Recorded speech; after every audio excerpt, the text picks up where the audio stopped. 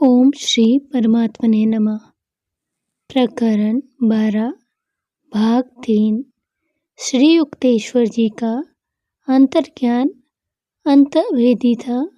ऊपर ऊपर कोई चाहे जो भी कह रहा हो, वे प्राय उसके अव्यक्त विचारों का उत्तर देते थे। कोई व्यक्ति जिन शब्दों का प्रयोग कर रहा हो, उनमें और उनके पीछे विद्यमान वास्तविक विचारों में जमीन आसमान का अंतर हो सकता है। मेरे गुरु कहते थे, शांत मन में मनुष्यों के शब्दाडंबर की अस्त व्यवस्था के पीछे छिपे विचारों को पहचानने का प्रयास करो। दिव्य अंतर्दृष्टि द्वारा प्रकट किए गए रहस्य सांसारिक कानों को प्राय कटु लगते हैं। ओछे शिष्यों में गुरुदेव लोकप्रिय नहीं थे। विवेकी समझदार लोगों में जो संख्या में सदा ही थोड़े रहते हैं, उनके प्रति गहरी श्रद्धा थी। मैं विश्वासपूर्वक कह सकता हूँ कि श्री युक्तेश्वर जी भारत में सर्वाधिक लोकप्रिय गुरु होते यदि उनकी वाणी इतनी स्पष्ट और कटु आलोचनात्मक न होती।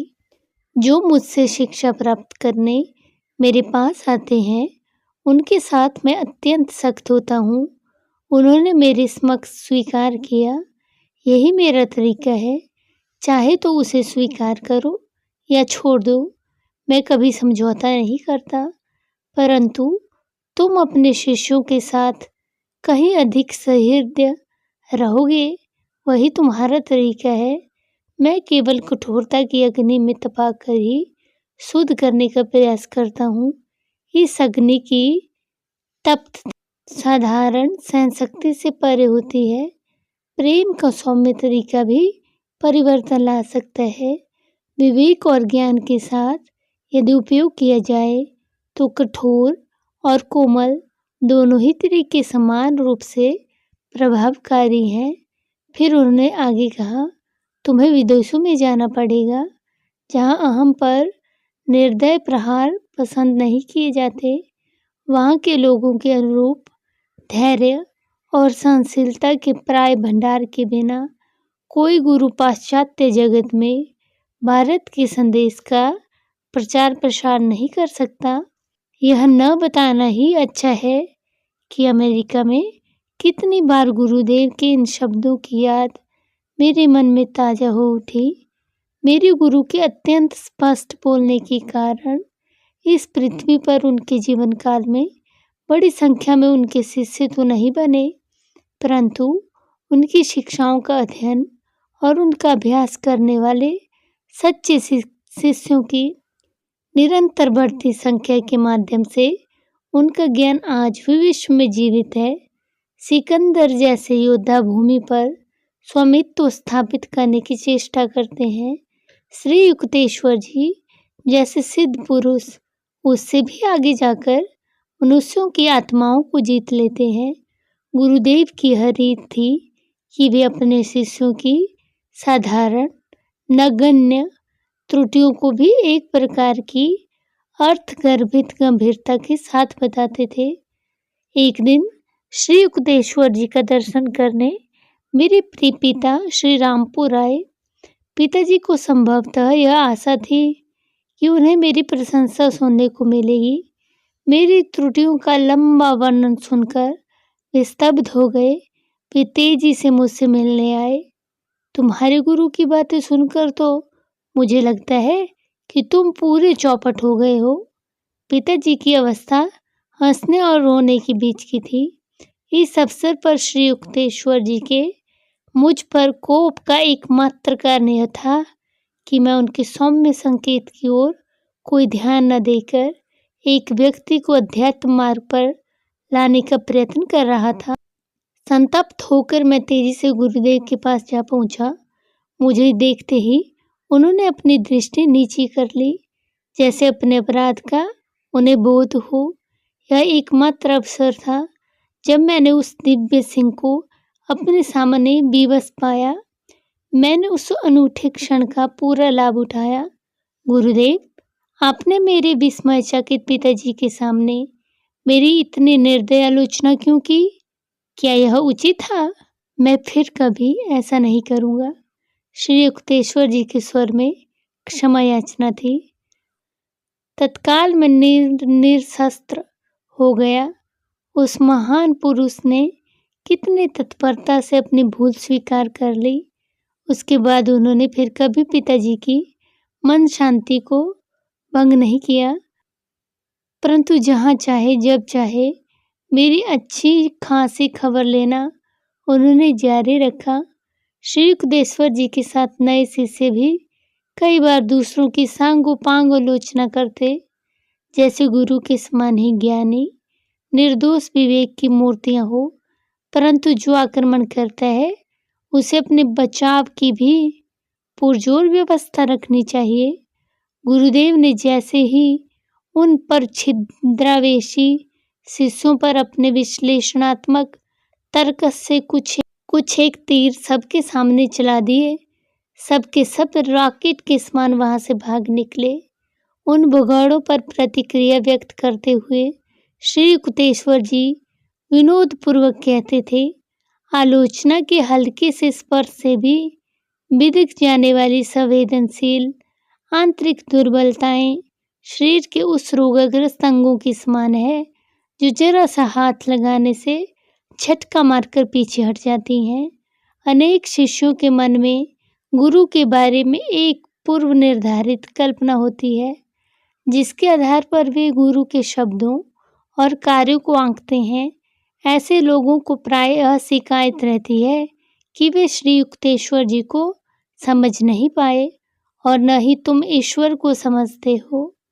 एक अवसर पर मैं बरस पड़ा, तुम यदि एक संत को समझ पाते तो स्वयं संत बन जाते। सृष्टि के अरब रहस्यों का भेद हम जान नहीं पाए, यहाँ तक कि प्रतिक्षण हम जिस हवा में श्वास लेते हैं वह हवा भी हमारे लिए अगम्य है। तब भी कोई यह सोचने का साहस करे कि एक सिद्ध पुरुष के अथाह स्वभाव का ज्ञान उसे तत्क्षण हो जाए। अनेकों शिष्य आते रहे और सामान्यतः जाते रहे, जो आसन मार्ग चाहते थे, जिसमें उन्हें आते ही सहानुभूति मिले और उनके गुणों की सुख सराहना हो, उन्हें श्री रामपुर आकर निराशा ही हाथ लगती।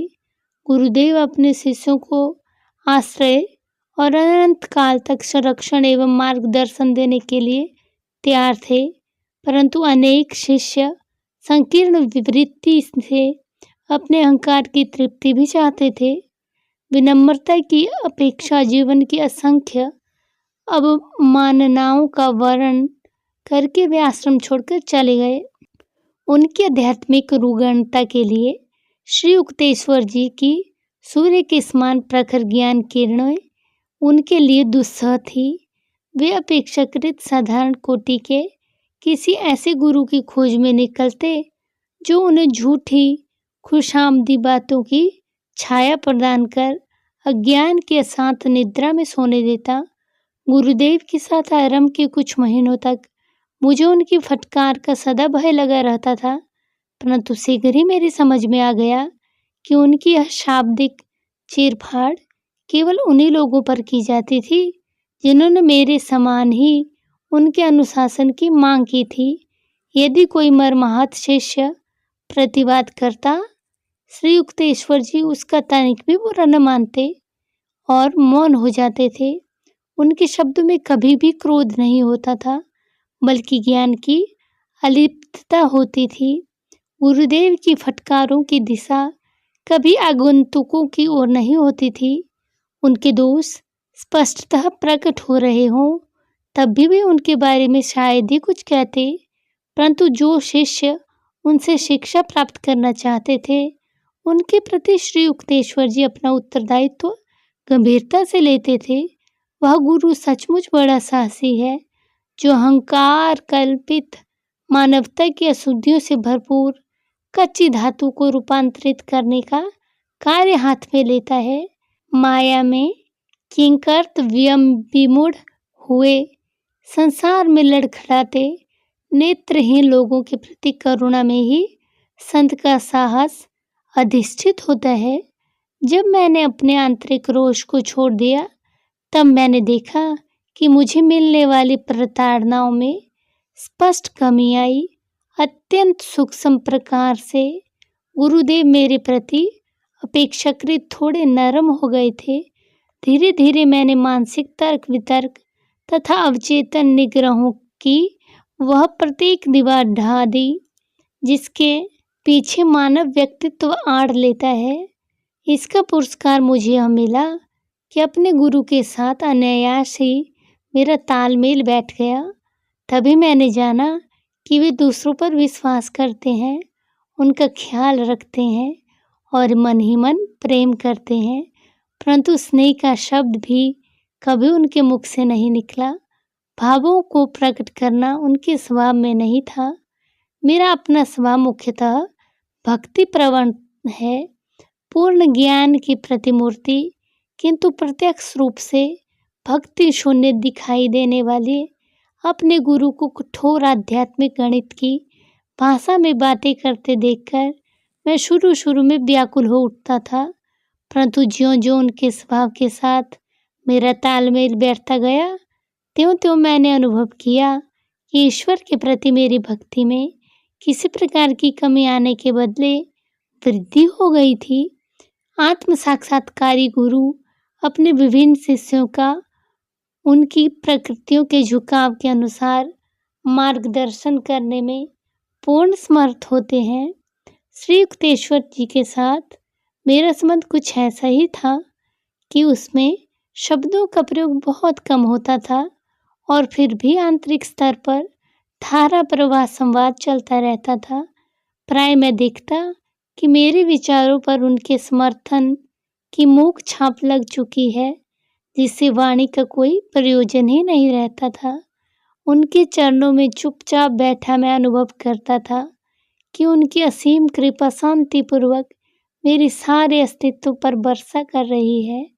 अपने कॉलेज जीवन में प्रथम वर्ष की ग्रीष्मकालीन छुट्टियों में गुरुदेव के निष्पक्ष न्याय का एक स्पष्ट उदाहरण मुझे देखने को मिला।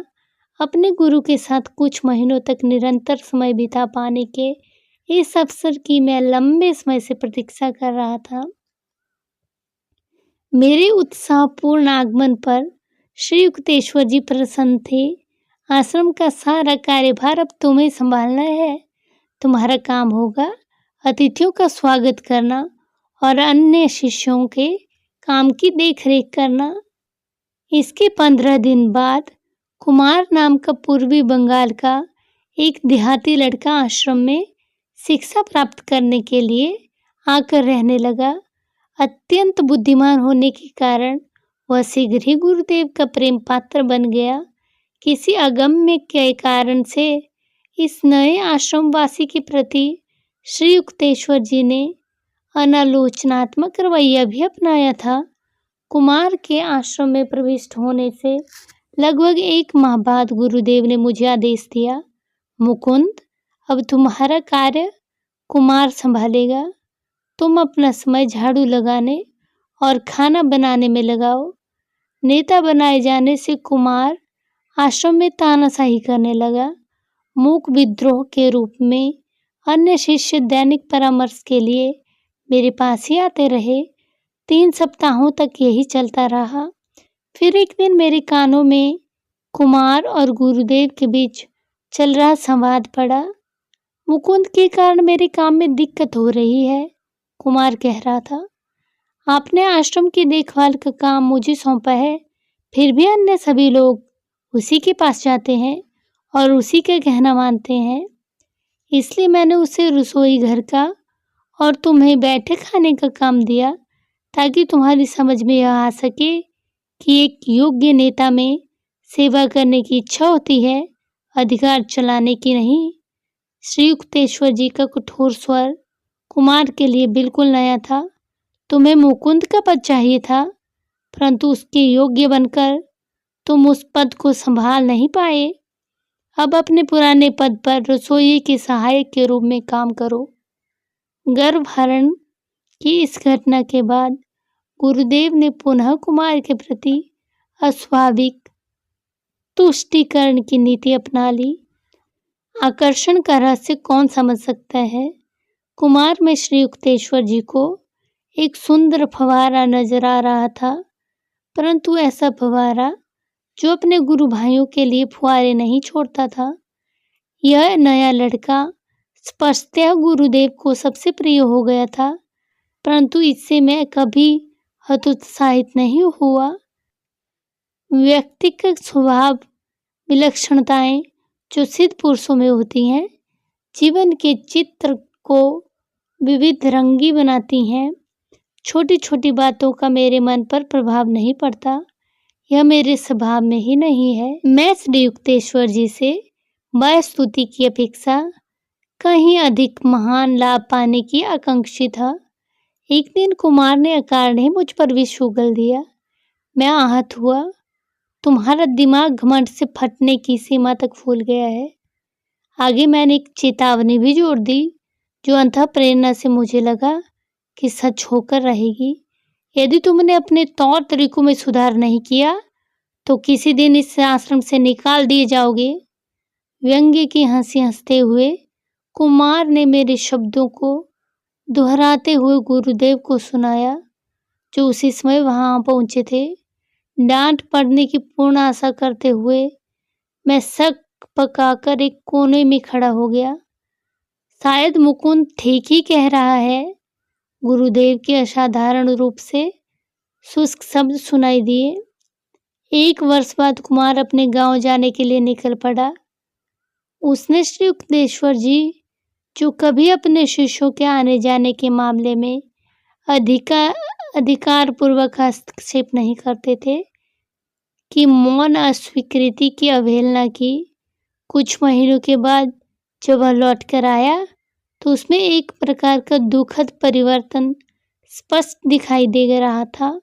तेजस्वी चेहरे का राजसी कुमार अब लुप्त हो गया था।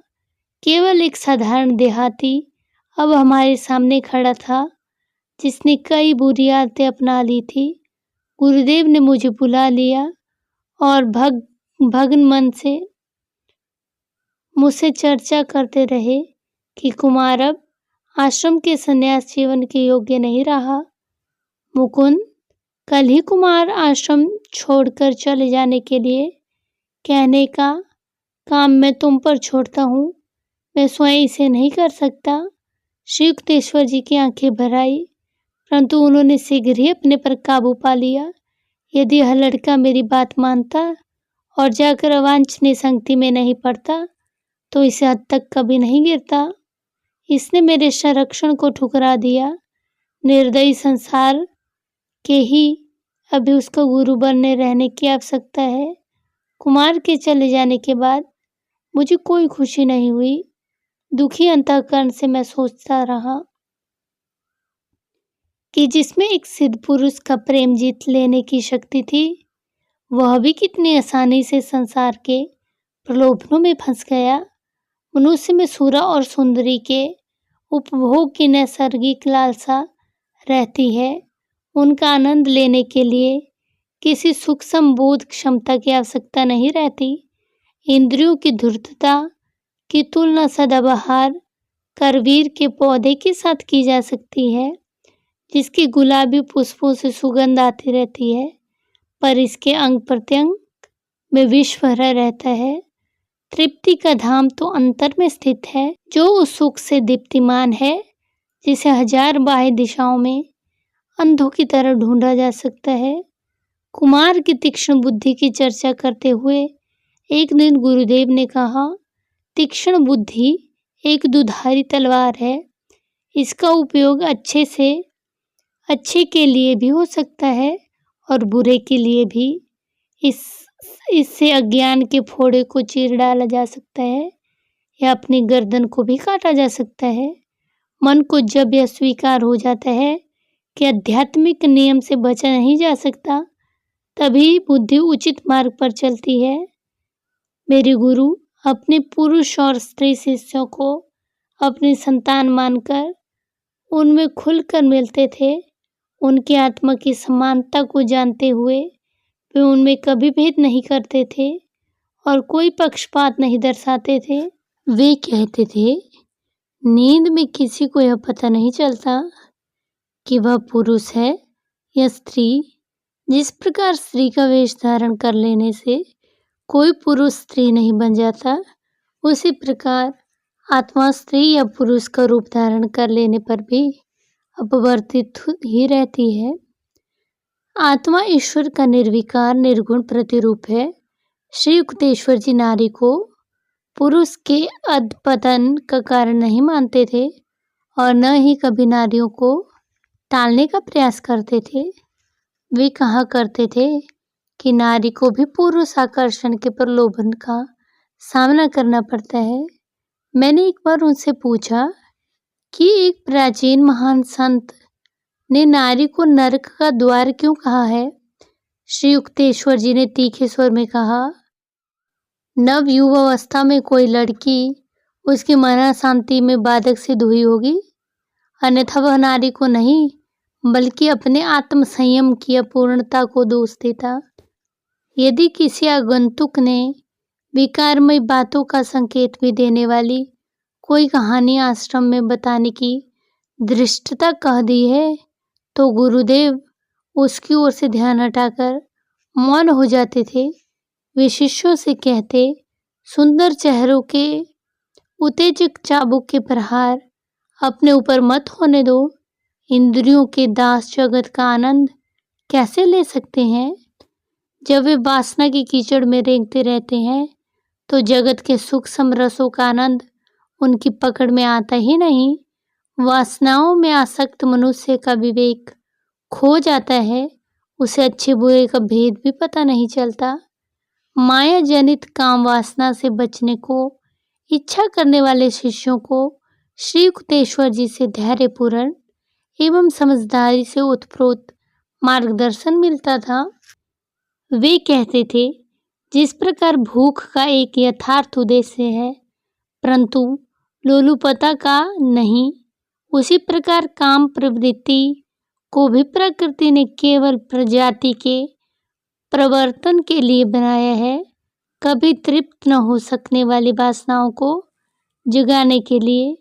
अपनी गलत इच्छाओं को अभी भी नष्ट कर दो, अन्यथा स्थूल शरीर छूट जाने के बाद भी सूक्ष्म शरीर में वे तुम्हारे साथ चिपकी रहेंगी। शरीर को रोक पाना भले ही कठिन हो, पर मन में निरंतर विरोध करते ही रहना चाहिए। यदि प्रलोभन निष्ठुरता पूर्वक तुम पर आक्रमण करे तो साक्षी भाव से उसका विश्लेषण करके अदम्य इच्छा शक्ति के द्वारा उस पर विजय प्राप्त करो। प्रत्येक प्राकृतिक वासना पर विजय प्राप्त की जा सकती है। अपनी शक्तियों को बचा कर रखो। विशाल समुद्र के समान बनो, जिसमें इंद्रियों की सब नदियां चुपचाप विलीन होती चली जाती हैं। प्रतिदिन नई शक्ति के साथ जगती वासनाएं तुम्हें आंतरिक शांति को सोख लेंगी। ये वासनाएं जलाशय में बने छिद्रों के समान है, जो प्राण मूलक जल को विषया शक्ति के रेगिस्तान में नष्ट होने के लिए बहा देते हैं। मनुष्य को बाध्य करने वाला कुवासनाओं का शक्तिशाली आवेश उसके सुख का सबसे बड़ा शत्रु है। आत्म संयम के सिंह बनकर संसार में विचरण करो। इंद्रिय दुर्बलताओं के मेंढकों की लातें खाकर इधर से उधर लुढ़कते मत रहो। सच्चा साधक अंततः नैसर्गिक वासनाओं की व्यवस्था से मुक्त हो जाता है। मानवीय स्नेह की अपनी आवश्यकताओं को वह ईश्वर की लालसा में बदल देता है, जो एकमात्र प्रेम है, क्योंकि वह सर्वव्यापी है। श्री युक्तेश्वर जी की मातुश्री काशी के राणा महल मोहल्ले में रहती थी, जहाँ मैं अपने गुरु से मिलने प्रथम बार गया था। वे करुणामय और दयालु थी, परंतु सुनिश्चित मतों की भी थी। एक दिन मैं उनकी बालकनी में खड़ा माँ बेटे को वार्तालाप करते देख रहा था। अपनी शांत तर्क संगत पद्धति से श्री युक्तेश्वर जी उन्हें कोई बात समझाने का प्रयास कर रहे थे, परंतु वे उसमें सफल होते प्रतीत नहीं हो रहे थे। क्योंकि माताजी जोर जोर से सिर हिलाकर विरोध कर रही थी। नहीं, नहीं मेरे बेटे, अभी तुम चले जाओ। तुम्हारा ज्ञान उपदेश मेरी काम का नहीं है। मैं तुम्हारी शिष्या नहीं हूँ। डांट खाए बालक की तरह श्री युक्तेश्वर जी आगे एक शब्द मुंह से निकाल बिना चुपचाप वहां से हट गए। माँ के अनुचित बर्ताव में भी उनके प्रति श्री युक्तेश्वर जी का महान आदर देखकर मैं गदगद हो गया। माताजी उन्हें केवल अपने छोटे से बच्चे के रूप में देख रही थी, एक ज्ञानी के रूप में नहीं।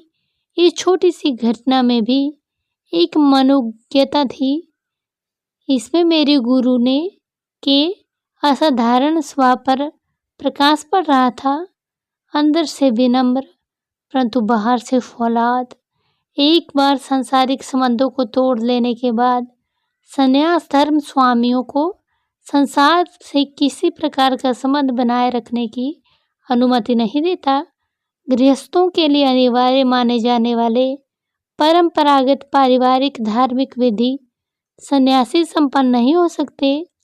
फिर भी प्राचीन संन्यास आश्रम का नव निर्माण करने वाले आदि शंकराचार्य ने इन नियमों की उपेक्षा की थी। अपनी पूज्य और प्रिय माता के स्वर्गवास के बाद उन्होंने हाथ ऊपर उठाकर अग्नि का आवाहन किया और उसमें से प्रकट हुई दिव्य अग्निशिखा से अपनी माता का दाह संस्कार किया।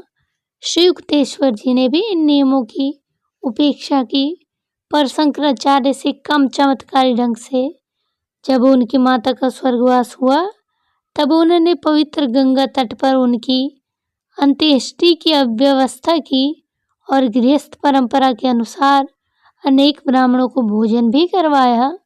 शास्त्रों के विधि निषेध सन्यासियों की संकुचित संबंधों के दायरे से बाहर निकलने में सहायता करने के लिए बनाए गए थे।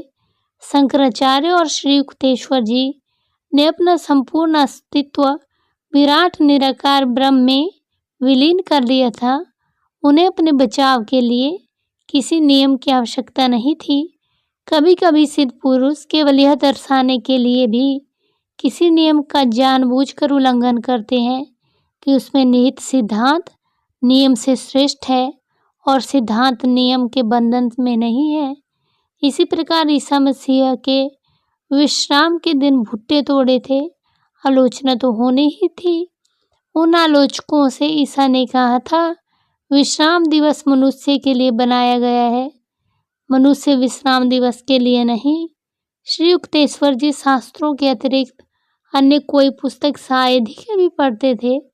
फिर भी वे नवीनतम वैज्ञानिक आविष्कारों तथा ज्ञान के विभिन्न क्षेत्रों में हुई प्रगति से सदा ही पूर्ण परिचित रहते थे। वे वार्तालाप में अत्यंत निपुण थे और आश्रम में आने वाले अतिथियों के साथ असंख्य विषयों पर विचारों के आदान प्रदान में आनंद लेते थे। मेरे गुरुदेव की हाजिर जवाबी और मन पूर्वक हंसने के उनके ढंग से प्रत्येक चर्चा में जान आ जाती थी। वे प्राय गंभीर तो रहते थे पर कभी उदास नहीं रहते थे। बाइबल के एक वचन को उद्धृत करते हुए वे कहते थे, ईश्वर को पाने के लिए मनुष्य को अपना चेहरा विकृत करने की आवश्यकता नहीं है। इसे सदा याद रखो कि ईश्वर को पाने का अर्थ होगा सभी दुखों का अंत। तो अनेकानेक दार्शनिक, प्राध्यापक, वकील और वैज्ञानिक आश्रम में आते जाते रहते थे। उनमें पहली बार आने वाले कई लोग यह सोचकर आते थे कि उनकी मुलाकात किसी रूढ़िवादी धार्मिक व्यक्ति से होने वाली है। यदा कदा एकाध घमंड भरी मुस्कान या मनोरंजित सहिष्णुता की उनकी दृष्टि से यही प्रकट होता था कि उन नवागंतुकों को सदाचार के कुछ नीरस उपदेशों के अतिरिक्त और किसी बात की अपेक्षा नहीं है। श्री युक्तेश्वर जी के साथ चर्चा करने के बाद और यह देखने के बाद कि उनके अपने क्षेत्र में भी श्री युक्तेश्वर जी का पूर्ण ज्ञान है, वे अनिच्छापूर्वक ही वहां से प्रस्थान करते थे। साधारणतः मेरे गुरुदेव अतिथियों के साथ नम्र और स्नेहपूर्वक बर्ताव करते थे। वे मन को प्रसन्न करने वाले ढंग से उनका हार्दिक स्वागत करते, परंतु कट्टर अहंकारियों को कभी-कभी गहरा आघात भी लग जाता था। उन्हें गुरुदेव की या तो कोई ठंडी उपेक्षा या फिर उग्र विरोध का सामना करना पड़ता। बर्फ या लोहा। एक बार एक विख्यात रसायन शास्त्री श्री युक्तेश्वर जी के साथ तर्क युद्ध में भिड़ गए। ये महाशय ईश्वर के अस्तित्व को इसलिए स्वीकार नहीं कर रहे थे कि विज्ञान ईश्वर को खोज निकालने का कोई उपाय ढूंढ नहीं पा रहा है। तो आप लोग उस परम शक्ति को अपनी टेस्ट ट्यूब में पृथक करने में विफल रहे, तो आपको इसका कोई स्पष्टीकरण नहीं मिल रहा है। गुरुदेव की दृष्टि कठोर हो उठी। अब मैं आपको एक नया प्रयोग बताता हूँ। 24 घंटों तक अपने विचारों का परीक्षण कीजिए, तब आपको ईश्वर की अनुपस्थिति पर विस्मय नहीं होगा। एक गणमान्य पंडित को भी इसी प्रकार से धक्का लगा। यह तब हुआ जब वे पहली बार आश्रम आए थे। दीवारें गूंज रही थी जब वे महाशय महाभारत, उपनिषदों और शंकराचार्य के भाष्यों के परिच्छेद पर परिच्छेद सुनाते जा रहे थे। मैं आपको सुनने के लिए तैयार ही बैठा हूँ। श्री युक्तेश्वर जी के स्वर में ऐसी जिज्ञासा थी जैसे तब तक वहां पूर्ण मौन रहा हो।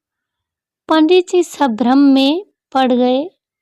उदाहरण तो आपने बहुत दिए। मैं अतिथि महोदय से आदरयुक्त दूरी बनाए अपने कोने में पालथी मारकर बैठा रहा। गुरुदेव के शब्दों से हंसी के मारे मेरे पेट में बल पड़ने लगे। परंतु आप अपने व्यक्तित्व जीवन से कौन सी मौलिक व्याख्या प्रस्तुत करते हैं? किस शास्त्र के सूत्र को आपने आत्मसात कर अपने जीवन में उतारा है? इस त्रिकालाबाधित सत्यों ने आपके स्वभाव में क्या क्या परिवर्तन किए हैं? क्या आप ग्रामोफोन की तरह दूसरे मनुष्यों के शब्दों का केवल यांत्रिक उच्चारण करके ही संतुष्ट हैं? मैं हार गया। पंडित जी की अकुलाहट हास्यप्रद लग रही थी। मुझे कोई आंतरिक अनुभूति नहीं है। जीवन में शायद पहली बार पंडित जी की समझ में आ गया कि पुस्तकीय ज्ञान आध्यात्मिक अनुभूति के अभाव की पूर्ति नहीं कर सकता। इन शुष्क विद्याभिमानियों के पठन पाठन के अति परिश्रम की अत्यधिक गंध आती है। गर्भ खंडित पंडित जी के वहां से चले जाने के बाद गुरुदेव ने कहा, ये लोग समझते हैं कि बौद्धिक व्यायाम से तत्व ज्ञान बन जाता है। चाहे बाह्य कृत्यों की अपक्वता हो या आंतरिक परिष्कारक अनुशासन हो, इन दोनों से ही इन लोगों के उन्नत विचार सावधानीपूर्वक असंबंधित रहते हैं। अन्य अवसरों पर भी गुरुदेव मात्र पुस्तकीय ज्ञान की निसारता को अपने उपदेशों में व्यक्त किया करते थे। विस्तृत शब्द ज्ञान को ही ज्ञान मान लेने की भूल मत करो। वे कहते, यदि एक समय पर एक ही श्लोक को लेकर धीरे धीरे आत्मसात किया जाए तो धर्मशास्त्र आंतरिक अनुभूति की जिज्ञासा जगाने में लाभकारी हो सकते हैं। अन्यथा निरंतर बौद्धिक अध्ययन से मिथ्याभिमान, झूठा संतोष और अपरिपक्व ज्ञान से अधिक कुछ भी प्राप्त नहीं होता। शास्त्रों के अध्ययन का अपना एक अनुभव श्री युक्तेश्वर जी बताया करते थे। स्थान था पूर्वी बंगाल के एक वन में स्थित आश्रम, जहाँ उन्होंने एक विख्यात गुरु श्री डबरू बल्लभ की पद्धति का अवलोकन किया। उनकी पद्धति जो सरल भी थी और साथ ही कठिन भी, प्राचीन भारत में प्रयोग में लाई जाती थी। डबरू बल्लभ ने उस एकांत तपोवन में अपने शिष्यों को आसपास बिठा लिया था। पावन श्रीमद् भगवद गीता की पुस्तकें उनके सामने खुली थी। वे लोग आधे घंटे तक एक श्लोक को स्थिर दृष्टि से देखते रहे। फिर उन्होंने आंख बंद कर ली और आधा घंटा बीत गया। अब गुरु ने उस पर संक्षिप्त भाष्य किया। निश्चल अवस्था में उन्होंने फिर से 1 घंटे तक ध्यान किया। अंततः गुरु ने कहा, अब यह श्लोक तुम लोगों को समझ में आ गया। जी गुरुदेव। शिष्य मंडली में से एक ने उत्तर देने का साहस कर लिया। नहीं, पूरी तरह से नहीं। उस आध्यात्मिक प्राण को पहचानने की चेष्टा करो जिसने इन शब्दों को शत शत वर्षों से भारत को नवजीवन प्रदान करने की शक्ति दी है। फिर 1 घंटे तक मौन चिंतन चला। तत्पश्चात गुरु ने शिष्यों को छुट्टी दे दी और श्री युक्तेश्वर जी की ओर मुड़कर उन्होंने कहा, आपको भगवत गीता का ज्ञान है? नहीं महाराज, मैं उसे ठीक से नहीं समझ पाया हूँ। यद्यपि मेरे नेत्र और मन कई बार उनके पन्नों को पढ़ चुके हैं। सैकड़ों लोगों ने आज तक मुझसे इससे भिन्न उत्तर दिया। महात्मा श्री युक्तेश्वर जी को आशीर्वाद देने की मुद्रा में मुस्कुराए। यदि शास्त्र संपदा के बाह्य प्रदर्शन में ही कोई व्यस्त रहे तो अमूल्य रत्नों के लिए अंतर में डुबकी लगाने का समय ही कहाँ बचता है। श्री युक्तेश्वर जी स्वयं अपने शिष्यों को भी इसी एकाग्रता की तीव्र पद्धति से अध्ययन कराते थे। ज्ञान आंखों से नहीं, अणु परमाणुओं से आत्मसात किया जाता है। वे कहते, जब सत्य का तुम्हारा ज्ञान केवल तुम्हारे दिमाग में न रहकर तुम्हारे संपूर्ण अस्तित्व में समा जाएगा, तब तुम उसके अर्थ के बारे में कुछ कह सकते हो। किसी शिष्य में यह मानने की प्रवृत्ति होती कि ब्रह्म ज्ञान प्राप्त करने के लिए पहले पुस्तकीय ज्ञान होना आवश्यक है, तो वे उसका निराकरण करते थे। ऋषियों ने केवल एक वाक्य में ऐसा गहन अर्थ पर रखा है कि उस पर भाष्य करने वाले पंडित युग युगांतर में भी उसमें ही व्यस्त रह सकते हैं। वे कहते, अंतहीन साहित्यिक वाद विवाद प्रमादी मन का लक्षण है। इस विचार से अधिक शीघ्रता से मुक्ति दिलाने वाला और क्या हो सकता है कि ईश्वर है, बल्कि केवल ईश्वर। किंतु मनुष्य इस मूल सरलता क्यों आसानी से नहीं लौटता। बुद्धिवादी का लक्ष्य शायद ही कभी ईश्वर होता है। उसे विद्यालंकृत शब्दाडंबर की अधिक पाता है। उसका अहंकार इसी में तृप्त हो जाता है कि वह इतने गहन पांडित्य को समझ सकता है। जिन लोगों में अपने धन संपत्ति या सामाजिक मान मर्यादा का अहम भाव होता है, उनके साथ यह संभावना सदा ही बनी रहती थी कि गुरुदेव के सानिध्य में आने पर भी उनकी विविध परंपराओं में विनम्रता धन भी जुड़ जाए। एक बार पुरी में सागर तट पर स्थित उनके आश्रम में वहां एक मैजिस्ट्रेट मिलने आया। यह मैजिस्ट्रेट महोदय अपनी निष्ठुरता के लिए जाने जाते थे और हमें आश्रम से बेदखल करना उनके पूर्ण अधिकार में था। मैंने गुरुदेव को इस तथ्य से अवगत करवाया, परंतु गुरुदेव पर उसका कोई प्रभाव नहीं पड़ा। मैजिस्ट्रेट को कोई महत्व न देकर वे साधारण भाव से बैठे रहे और उनके आने पर उनका स्वागत करने के लिए खड़े भी नहीं हुए। किंचित अधीरता के साथ मैं दरवाजे के पास बैठ गया।